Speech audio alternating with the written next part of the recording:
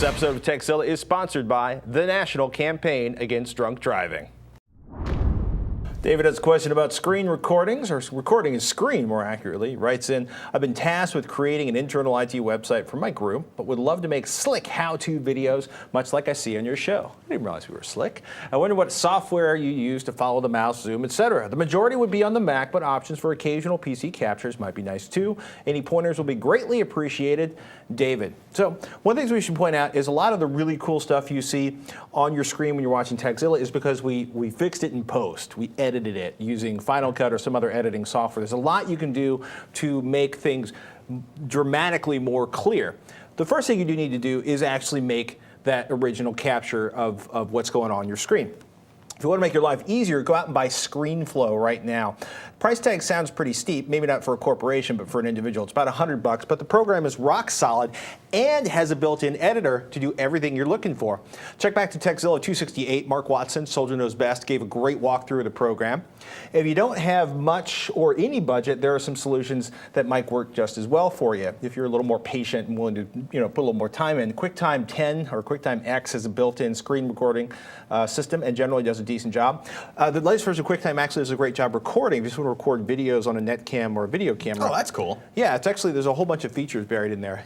We should do a segment on the secrets of QuickTime. Yes. We're thinking the easiest and best way for you, since you might be doing Windows screen caps too, is to go with an online screen recording tool. The best that we've tested so far is the Screencast-O-Matic. So you go to the website, screencast-o-matic.com, and you'll see a Start Recording button. This loads up a Java applet, security warning, that gives you quite a few recording options, like recording box size, which microphone to use, whether you want to use a webcam or not.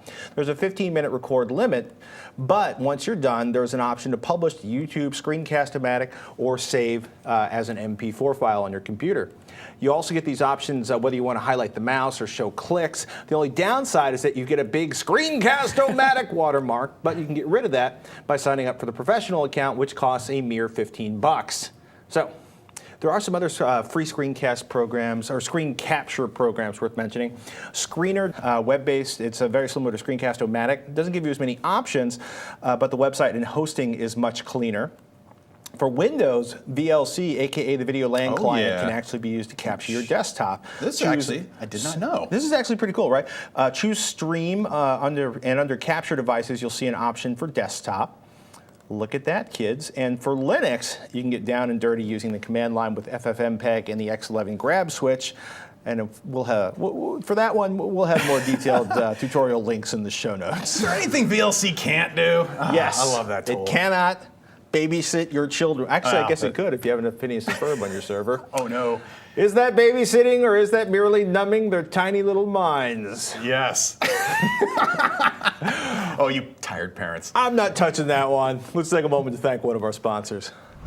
From August 15th through Labor Day weekend, police are going to be out in force nationwide to crack down on impaired driving. Do me a favor, don't put yourself, don't put my family in danger, don't put anybody in danger, don't risk losing your driver's license or worse, drive sober or get pulled over.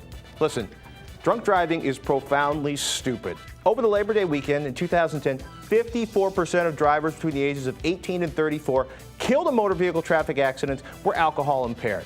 Over that same weekend, 147 people lost their lives in accidents involving a drunk driver. This is completely avoidable. This is stupid. Get a designated driver. Don't drive drunk. It's not hard, people. And look, if you're not smart enough to want to save my life or your life, record numbers of state and local law enforcement and highway safety officials across the nation will be taking part, and they will be looking for drunk drivers day and night, making the road safer for the rest of us. Do yourself a favor. Don't be an idiot. Drive sober or get pulled over.